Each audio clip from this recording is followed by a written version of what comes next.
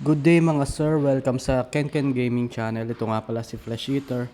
So ngayon pag-uusapan po natin yung tungkol sa server merge. Kung hindi ka pa naglalaro ng Ragnarok, ito siguro yung magandang time para mag-start ka makapaglaro ng The Ragnarok Online. Kasi ito yung fresh start or rebalancing ng laro natin. Kaya kung ikaw yung isa sa nag-quit bago pa nagkaroon ng server merge, maganda siguro bumalik na lang kayo dito para mapagpatuloy nyo yung naiwan nyo na character. So, pag-usapan po natin yung negative effect niya sa laro natin. Una po dyan ay yung character names and guild names deleted. Dahil pinagsama po yung mga server, maaaring magkaroon ng mga duplicate names, kaya yung ibang players at guild ay kailangan natin palitan yung mga pangalan. Kasi magkakaroon po ito ng kalituhan or frustration. Frustration. Ayun. So, hindi naman siya masyadong big deal pero isa pa rin sa magiging negative effect ng server merge.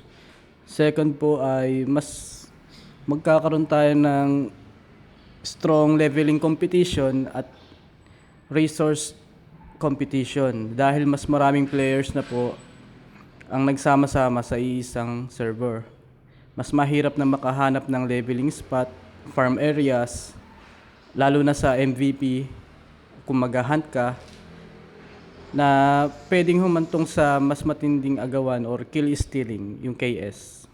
Number 3, inflation or deflation sa in-game economy.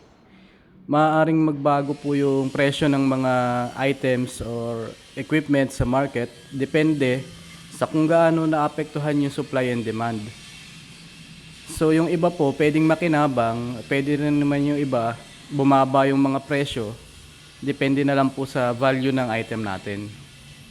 So pangapat po yung server lag tsaka yung server instability. Dahil sa biglaan po na pagdami ng mga players, magkakaroon po ito ng mas lalong lag na environment tsaka mas maraming disconnection tsaka ng crashes ng game. Lalo na po kung hindi pa masyadong maganda yung update ng server natin, magkakaroon to ng mataas na effect sa pagkakaroon natin ng disconnection.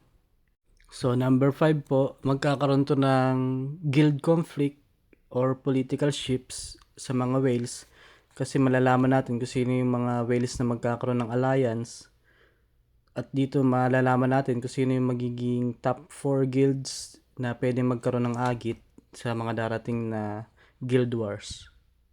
So number 6 po, mawawala yung mga old server records and achievements natin sa mga rankings kung lagi tayo nagtatop 1 sa MVP hunt tsaka sa world boss.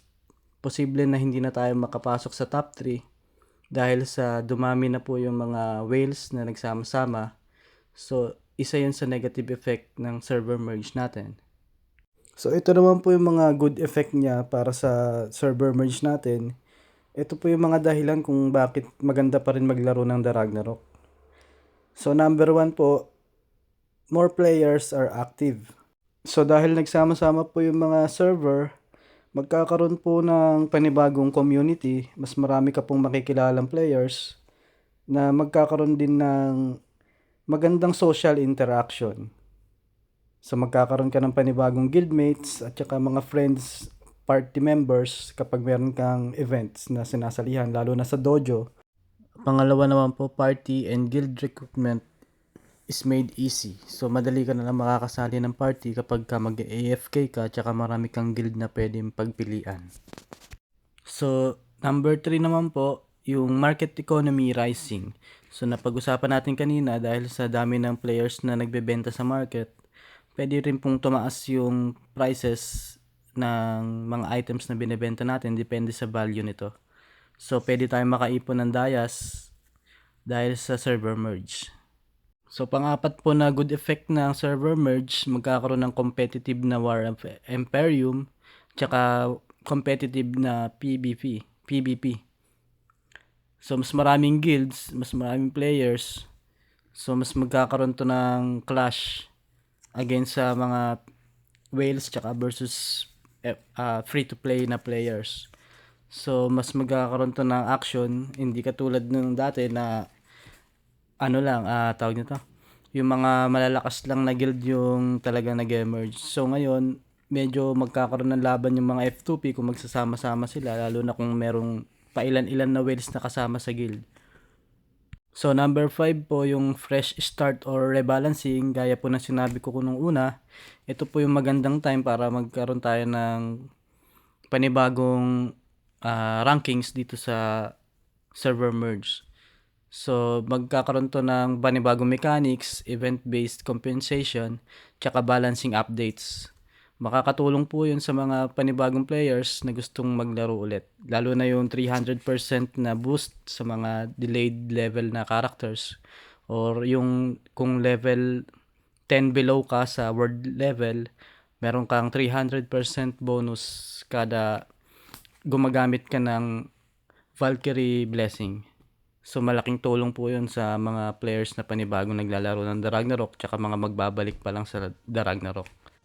So number 6 naman po, magkakaroon din to ng matibay na server stability and support.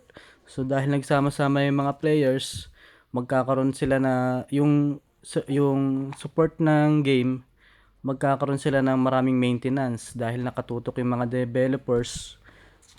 Ayaw nila na magkaroon ng maraming lag tsaka ng mga bug issue.